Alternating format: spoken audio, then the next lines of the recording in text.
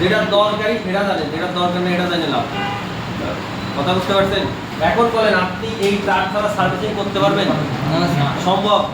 কোনোভাবেই সম্ভব না। এখন আপনি সার্ভিসিং কেমন করবেন? সহজ হিসাব, আমার বিপিএস তৈরি মাত্র কি মানে আমার প্রাইমারি পুরো সেকশন না থাকলে আমরা কখনো বিপিএস তৈরি হবে না। এবার সেকেন্ডারি সেকশনে আছে কি এক পাওয়ার আইসি বা ভোল্টেজ কয়েল সিপিইউ আর এডিসি, এই চারটা ছাড়া আর কিছু আছে না স্যার?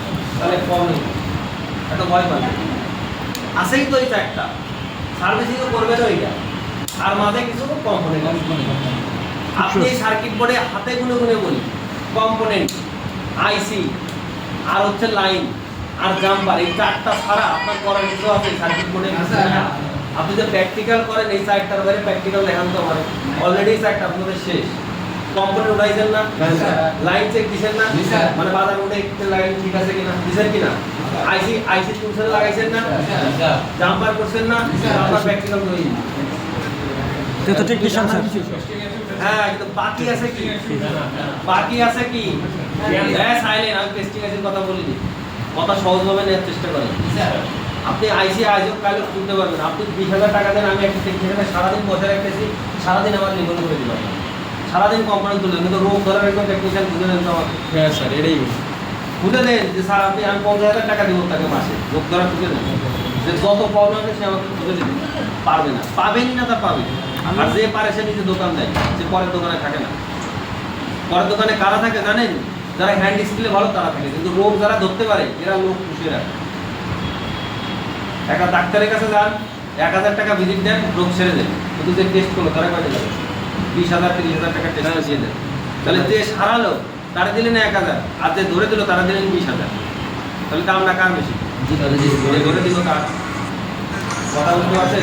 রিয়েলিটির সাথে আসে, রিয়েলিটি ফেস করেন। আপনার রোগ ধরাটা মেন, সারাটা পরে।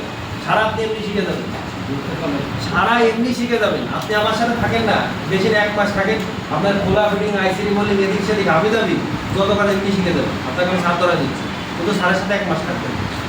তাহলে আমি যেখানে ক্লাস নিয়ে আমার সাথে সাথে শুধু দাঁড়ায় থাকবেন 3 ঘন্টা করে পড়বেন, একটা শিফটের ক্লাস দেখবেন, আপনি 1 মাস পরে এমনি শিখে যাবেন, আপনাকে আমি শিখাই দেবো। কিন্তু রোগ ধরা এটা সারা জীবনে শেখানো সম্ভব না, যদি না আপনি না চান। কারণ রোগ ধরতে গেলে আপনার থিওরি জানতে হবে, এই ছোটো ছোটো জিনিস জানতে হবে, কোথা থেকে কোন জায়গা যাচ্ছে। কথা বুঝতে পারছেন? আমরা যখন ইলেকট্রনিক্স ইঞ্জিনিয়ারিং করছি, আমাদের ল্যাবে 4 ঘন্টা তারা পা ব্যথা গেছে, বসার কোনো জায়গায় নেই। জানেন আপনারা বিএসসি ইঞ্জিনিয়ার যারা এখানে কি করছেন, এই ল্যাবে কোনো চেয়ার দেয় না, জানেন? টোটাল কোনো চেয়ারই থাকে না, বসার কোনো জায়গা নেই। মাঝে মাঝে এমন অবস্থা হয় তো কোনোর পরে বসে বসতে মাথা ব্যথা। অর্থাৎ যে কোনো জিনিস আপনার শিখতে হলে বেসিক থেকে শুরু করতে হবে। আপনি লাভ মারে স্যার আমি তো দেখুন শুরু করলাম টেস্টিং আইসি ডাবল ডেকার, কোনো লাভ নেই। কারণ কখন ধরবেন আপনি টেস্টিং আইসি ডাবল ডেকার এটাই জানেন না, সারাদিন ওই এক আইসি নিয়ে পড়ে থাকবেন, কোনো কাজ নিয়ে হবে না।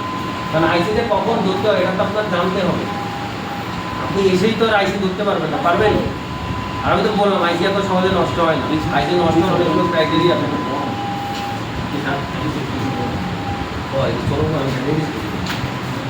ধন্যবাদ স্যার,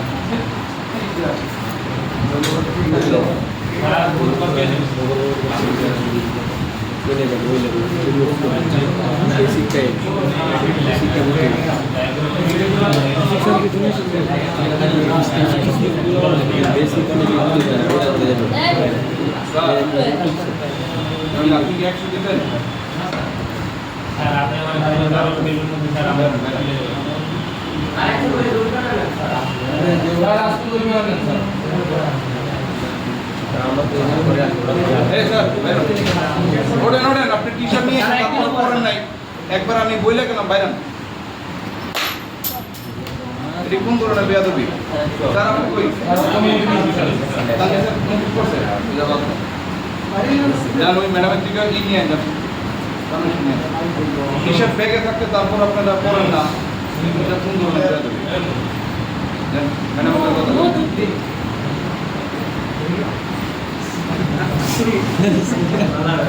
ঠিক আছে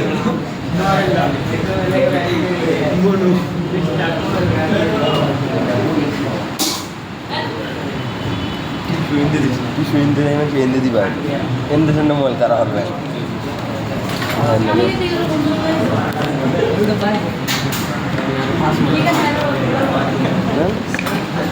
কত সুন্দর অত্যন্ত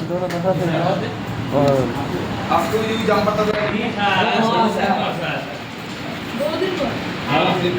আরে বলছিল আসলে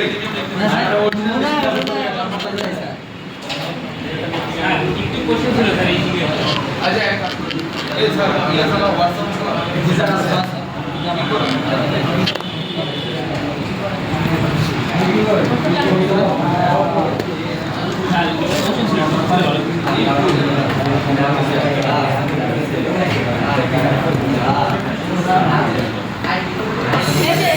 আমার স্টপে যাও হোয়াটসঅ্যাপ এই স্যার